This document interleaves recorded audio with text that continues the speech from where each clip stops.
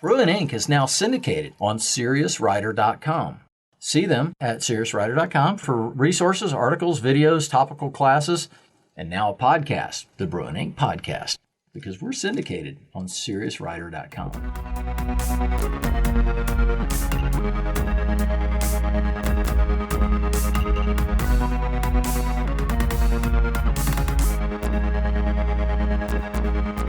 All right, well, welcome everyone to Bruin Inc. and Interbrews, one of our episodes here where we talk to industry professionals, we do reviews, we talk about just issues with writing and story and do that more in depth.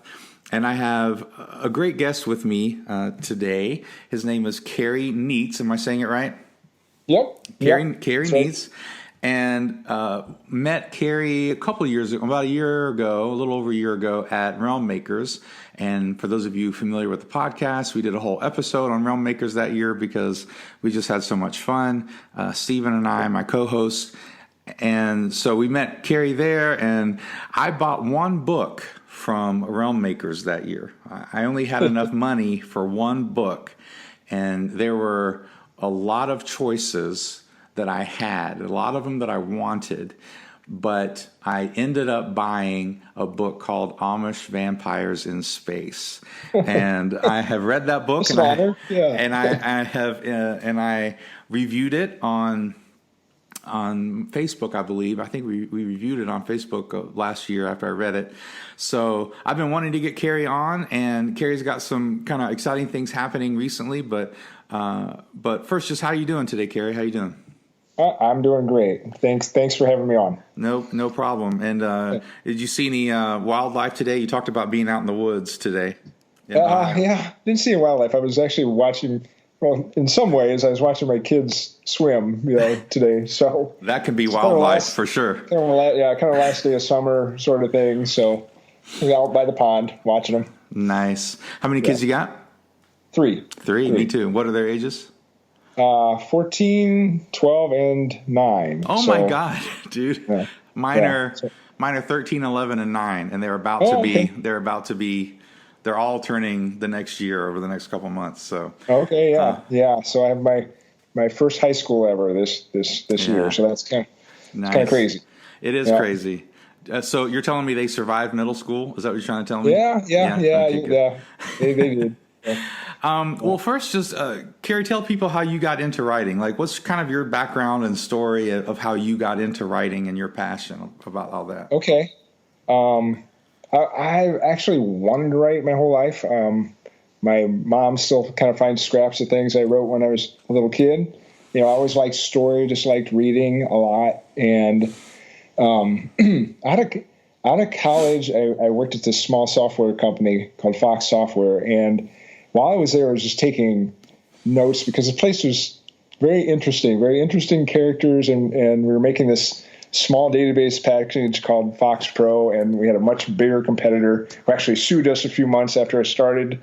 So there's just kind of this nonstop drama, and at some point I just thought that would be kind of a fun thing to put down in print, and so I started writing it up, and that was actually my first published book. It was this nonfiction account of my sort of 4 years with this company before Microsoft bought us. Right. So, which is how it ended. So that was my introduction to writing. But I always wanted to write a novel too, so I spent after that number of years just kind of learning that craft and like many writers do, writing stories that no one else will see ever. Like it just it's still kind of hidden in a shelf somewhere. But learning the craft and learning plotting and editing too, and then when was it? But in 2006, 7, I was actually getting to the point where, with kids, where I was contemplating sort of giving this dream up because, even though I got a nonfiction book published, novels are much harder to get published and very much more competitive. And I didn't want to be in this place where they were always seeing me fail, my kids, at this. And so I was thinking maybe it just wasn't the thing for me. And so I got to that, and but I wanted to write one more novel. Like I had this idea for a first person, present tense story. Like I wanted to kind of experiment with that. I had experimented a little bit with it in my previous nonfiction book, but I wanted to write a whole novel that way. And then I had this idea for this sort of debugger, this tech guy of the future. I call him a debugger of the future, who was sitting in a room with a robot and sort of trying to figure out what was wrong with this robot by talking with him. And so I thought that was kind of a cool idea, and I also wanted to experiment with this idea of like a future where the whole world is sort of under Sharia law. So that's kind of the setting for it. And this guy is he has a master. He works for sort of a prince, so to speak. And so that was the setting, and I just kind of experimented, but it was going to be a story just for me, and no one else was going to see this thing. And I just started writing on it, and I got it done. It was about 50,000 words when I finished, and when I got done, it was like, it's only for me, but there's some cool enough things in here that it kind of works, and so I started mulling over the idea of letting someone else see it. And there was this guy I knew who had a small micro press called Martial Lord Press. His name is Jeff Gerke, but he also was an editor on the side. And one of the services he offered was you could send him a manuscript and he would give you his opinion as an acquisitions editor. So because he had worked at a number of publishing houses, and so it was kind of his perspective of, okay, this is what I'd say to you if you sent me this book. Right. So I didn't. Yeah. So I was afraid to have him send it to him to actually publish. So I sort of paid him the fee and sent him the manuscript. And months went by. I sent it to him like at the beginning of summer, and I didn't hear anything until like October. But then he emailed me and he said, "Well, I'm reading it now, and I love it."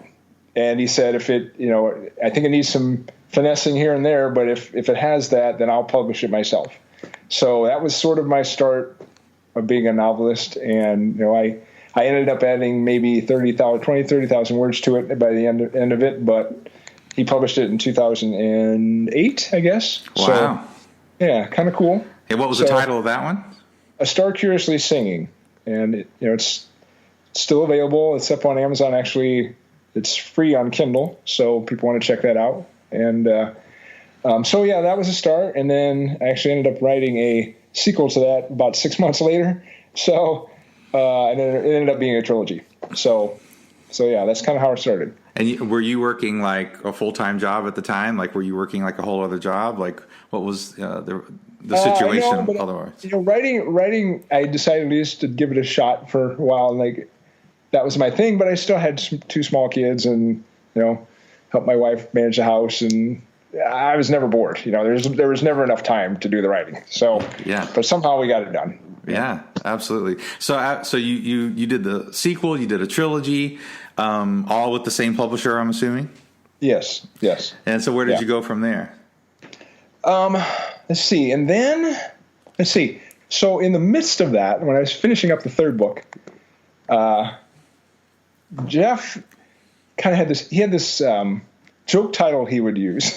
And when he would go out to writing conferences and places where publishers would gather, most people don't realize, but in the Christian publishing industry, Amish fiction is a big genre. Like if you were to search on Amazon, you would find thousands of titles, and so Amish romance. And so he would go to these conferences, and every other publisher would be looking for Amish fiction. And his joke was, well, the only Amish fiction I'm looking for is if it's something like Amish Vampires in space, because, he was a sci-fi fantasy guy. And so that was kind of his joke. And he would get all the weird stuff. So publishers would send sort of the weird queries his way, And so at some point he sent a mock cover out to the authors saying, yeah, someone, this is kind of my mock cover for Amish Vampires in Space. And it had this Amish woman, clearly, and she had teeth, and there was a wooden casket behind and a planet in the background, and it was kind of silly, but we got talking, and I said, someone should write that book. I don't know if it's me. It seems kind of campy, but just the title alone is intriguing, and so it kind of went, we stopped talking about it, but I got this idea about how it all might work and not be campy, just how the Amish would get into space and become vampires. And so I started writing. I got about 30,000 words in, and I sent him an email and said, hey, guess what I'm working on? And when he got done laughing, he said, okay, well, if it's good, finish it off. If it's good, I'll publish it. And so I sent it to him, and he liked it. And so it ended up happening in October 2013. That book became a thing. So kind of cool. Yeah, that's amazing, because just so you know, even recently when I was talking with my agent, he said people are still looking for Amish stories. They're still looking for the Amish. The Absolutely. Christian publishers are still looking for this thing. Like, it is a legitimate genre that hasn't gone away. Like, a lot of people thought, it'll go away at some point. It'll just be a phase, but it never really did. No, it's people's livelihoods, and quite a few people. That's what they write. Whether they like it or not, that's what they write. So yeah, it's so what was some of your response? Like, so you published it. Did you start getting kind of odd responses or good responses? I mean, obviously I only heard good things about it, which is why I bought it at Realm Makers. It kind of blew up. The Washington Post was probably one of the first big ones to run a story on it. And they, requests for interviews and just people kind of talk about it. And Library Journal mentioned it a couple times, in jest somewhat, but still they mentioned it. And Publishers Weekly mentioned it a couple times too. So, it definitely had a fair amount of buzz, and the cover helped with that too. I think, like, the cover actually got leaked before. It's a great cover, actually. Yeah. It really is a nice cover. And it kind of actually got leaked a little early, and it blew up on Facebook. Like, it went to 12,000 people had seen it, and so it was okay. Well, this is where we're going with it. And, so it had a lot of buzz, not a ton of, I mean, there certainly was some controversy, and I think much of it came from the Amish romance writers, from that, like, I don't know, maybe they thought I was making fun of their thing or whatever, but I knew what I'd written, and I was confident in what the story was, and it wasn't really necessarily making fun of anyone. It was just this kind of mental exercise I went through, you know, and it was science fiction. That's what I write. So it was kind of a big thing. Now, the big twist in the story is at the end of that year, so December, March of the Lord was sold, and the new owner wasn't crazy about the idea of Amish vampires. So, like, it just, there are probably a number of factors there, but so I ended up rolling it off into an indie title, and, which is fine. No one really even noticed, like it was a fairly smooth process. And, so that went on for a number of months. And actually in March of that year, a friend of mine sent me a number of typos that she had found, like maybe a dozen, which in a novel of 150,000 words isn't a lot, but I wanted to fix them, and so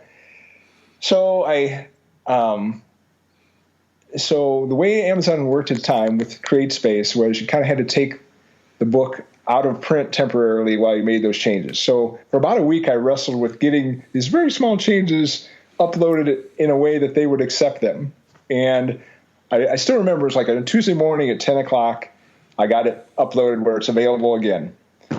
Then that night, it made an appearance on The Tonight Show. No way. with Jimmy Fallon. That's awesome.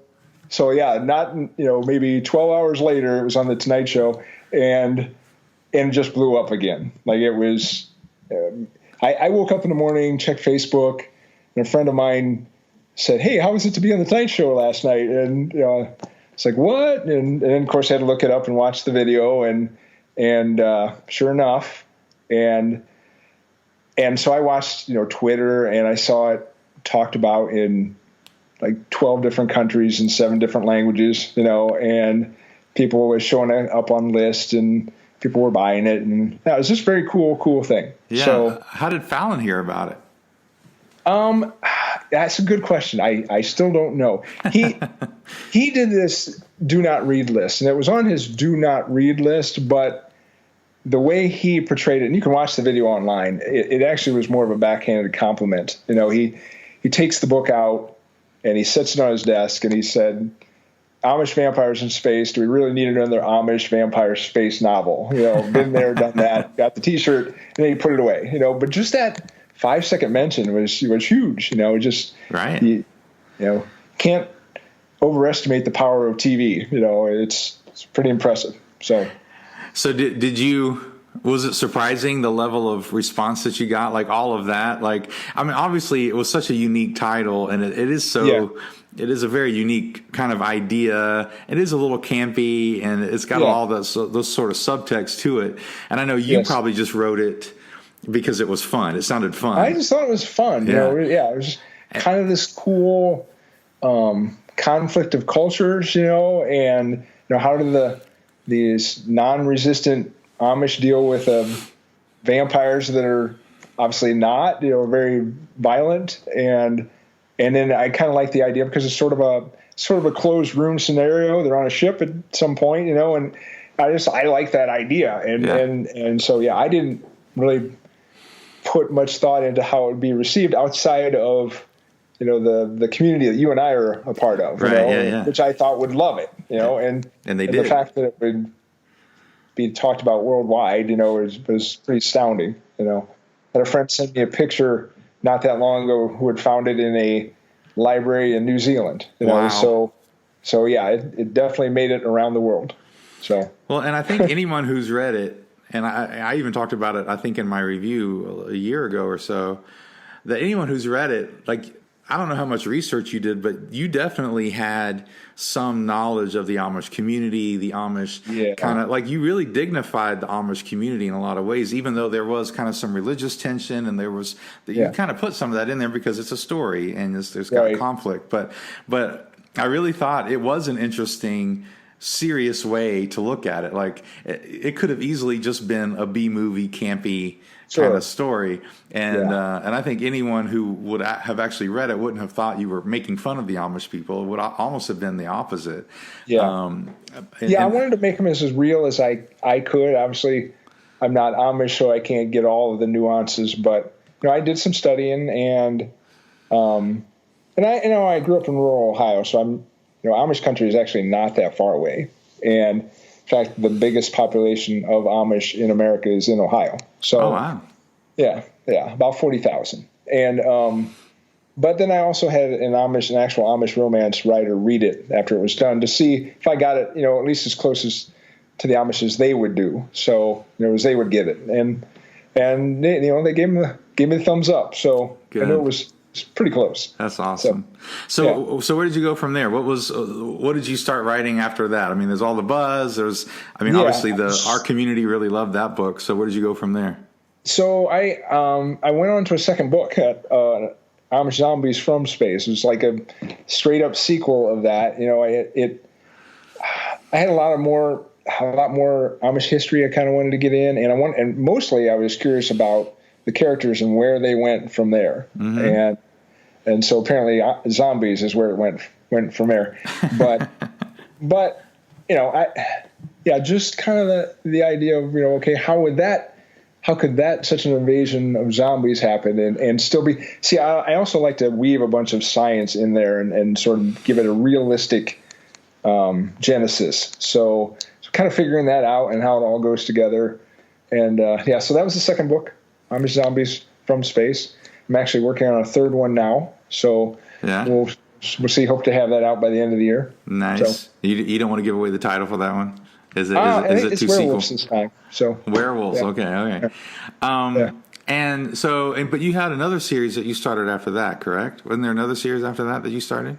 Yeah, I had there's been a couple other series. I had a standalone called Mask that I wrote that came out right around the time of Amish Vampires, and it takes place in this future sort of Seattle area where it's become isolated, and and everything is done through a vote. So everything, including people, can kind of get voted out of the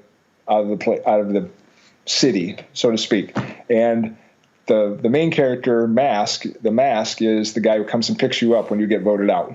So it's kind of this fun, dystopian, very action-oriented story. And then, then after that, and after Amish Zombies, I went back into the world of my first trilogy again. I had this short story that I wrote in that universe again, and it was with a different main character, and I was just intrigued by him and his story. So I started another series in that world. So it's called the Dark Trench Shadow series, and it sort of some of the other characters making appearances, but it's really like a separate timeline. It's like two characters diverging. So that's fun. And then I have another series for a gaming company. This company called Takamo. They've had this online sort of gaming community for decades. And it started out kind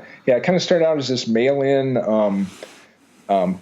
paper, write your moves on paper kind of game that a computer would be involved only to tabulate the moves, but it grew to like 10,000 people being involved with this thing.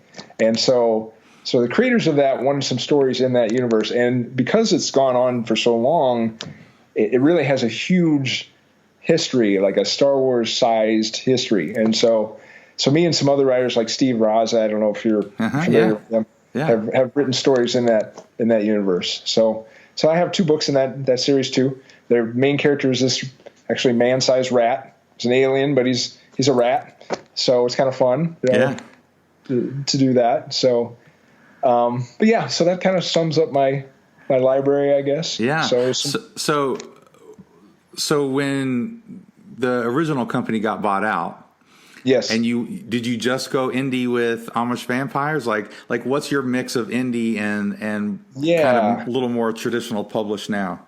Yeah. So originally, just Amish Vampires, and then Amish Zombies, I published that on my own. And the other books were still with Martyr Lord. But over time, there's talk about re-releasing them, but just with the schedule of the company, it wasn't happening to my liking, And so we sort of went back and forth, and eventually I just got the rights to all the books back. And I also wanted to put new covers on them, kind of new cool covers, and do some light editing on them. So that gave me the opportunity to do that. And so, now everything is indie except for the Takamo books. So, right. Yeah. And who are those published through? The Takamo, they have kind of their own publishing. They have their own kind of company. Yeah. Yeah. Very cool, man. And so you got books out. You're a little more indie. I mean, obviously you're almost completely indie now. Yeah. And what are some big things that you've learned along your journey that you could maybe share with some other writers? Like I don't know how financially successful, but you're doing it full time. You get to do a lot of stuff. Like what's some big things you've learned? Obviously, one of the big things is just persevere. It's you really can't expect. I mean, it happens, but you can't expect to have a bestseller first time out, and just a lot of this. You kind of have to persevere through the writing part. It's make it like a daily exercise. For me, I write by the seat of my pants, so it's definitely like a faith walk to me how it's going to work out in the end. But it does, and you just make the habit, and then you got to learn the marketing trade of it, and if you want to get traditionally published, you got to persevere through that too. Like it's just it can be a long process, but the payment is it's coming. You just have to stick it out, I guess is what I'm saying. So yeah, it's a journey. Yeah. So talk a little bit more about perseverance and what you mean by that. Sure. Yeah. I wanted to add there is that there were so many parts of my writing journey, at least so far, were things that were beyond my control, and other than obviously doing the writing work and putting myself in the right position for success, I really had no control over the success. I couldn't control Jeff Gerke would like my story, or that Jimmy Fallon would choose to put it on the Tonight Show. It was just a matter of something that God chose to make happen. And I was just available for. So, like I said, perseverance and making connections and being a blessing to other people is, I think, where it's at. Absolutely. So, speaking of some of those things you're talking about, I think a lot of people would say, hey, I mean, it's not easy, but they can see sticking it out in your passion and learning how to write. Like, is the marketing and the business side of it, is that more difficult to kind of learn and manage? I mean, what's been your experience with that? I have found that more difficult. It's definitely not my circle of knowledge generally. I mean, it's and Jeff used to say that you can try a lot of things and it might work great for one person, but then for the next person it won't, and there is some of that. Like it's almost, I don't want to say black magic, but it's almost like that. It's hard to figure out. I mean, there are definitely some tried and true things that work, book promotion sites and some, Amazon ads can help, but what sets apart the bestseller from ones that just sort of languish? There's still that seemingly that bit of I don't want to say luck, but just being in the right place, making the right connections, Yeah. And there's something to be said for that too. I think that would be my other advice is you can't necessarily control your sales, but you definitely can control your influence. The number of people you interact with, the other readers and writers, and be a blessing to them.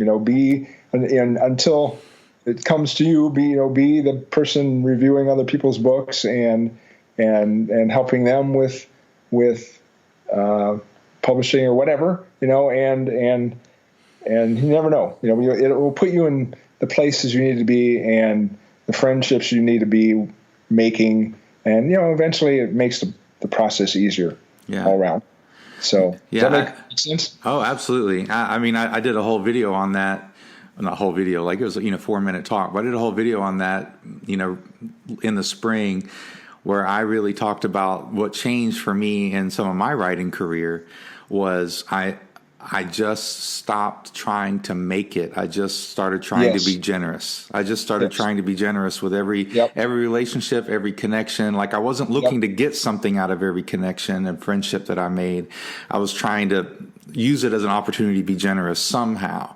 Right. Like you're saying, whether it was share it on Facebook or review a book or whatever it was, just use it and not have the like they owe me now even mentality. Just be generous. Right. And then it was really amazing. Like I didn't even think like, okay, I'm doing this on purpose to be successful. I was doing it because I didn't like the way I felt. Like I felt like a jerk, like the way I was treating people. Right. I mean, I felt like I was a jerk treating people like I could get something from them. I just wanted to like, even if I'm not successful, I don't want people to look back and go, man, he was just after himself. Right. And so, and then, then I started to see some things like you're saying happen. Like people fight for you. People have conversations and think about you when something comes up and there's an opportunity. And, and again, I wasn't doing that to be manipulative. I try to make that clear, but I just really, it was a big change in I just felt so much peace and so much more comfortable. And there's a lot of joy in it.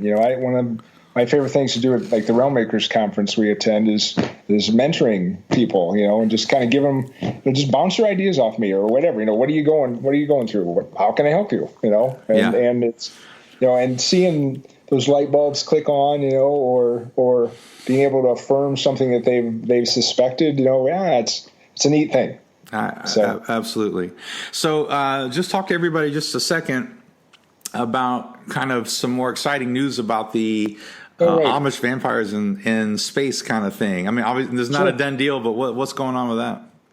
Well, so a few months back, I had someone from Hollywood send me email saying, "Hey, I read your book and I enjoyed it, and I'd like to see if I could get the rights to shop it around." And there's often what that's called is a book being optioned, and basically they pay you some money, hopefully, to shop the the book around to different production houses or Netflix or whatever. And so we kind of went back and forth, and here a week or so ago, I signed papers with them to do that. So very, very cool. I'd had some contact with Hollywood before in the past, like years ago, but it would fall through, or they'd never really they wanted free options or whatever. And so this is the first one that was really clearly dedicated to the idea. And so I'm excited. We'll see what happens. So I think it would make the perfect Hallmark movie. That's all I'm saying. Yeah, I think it would absolutely. make. Yeah. I mean, if Hallmark just wanted to break out and just do something different, I think it would be. Yeah. Sure. Yeah. Why not? Right. Not? It could be like their Halloween movie of the month or something, right? Yeah. Why not? So where can people find you? So as we're kind of wrapping up here, where are some ways that people can find you? Well, they can easily find me by searching for Amish Vampires. You'll find like a million references. But my website is kerryneitz.com, KerryNeitz.com. And I'm on Facebook. I have an author page there too. So, and on Twitter as @Kerry Neitz. So pretty easy to find. Yeah. And if those of you listening to this on the blog, this will be in the show notes. This will be links to you as well. Well, man, this was really enjoyable, and I'm so glad we finally got to do this. I totally wanted to back when I read the book and I reviewed it. I'm like, man, we got to get him on, and then holidays happened, so I'm really glad we got to do this. I appreciate it so much. Yeah, me too. Thank you very much. Well, you have a good day, man. All right, we'll see you.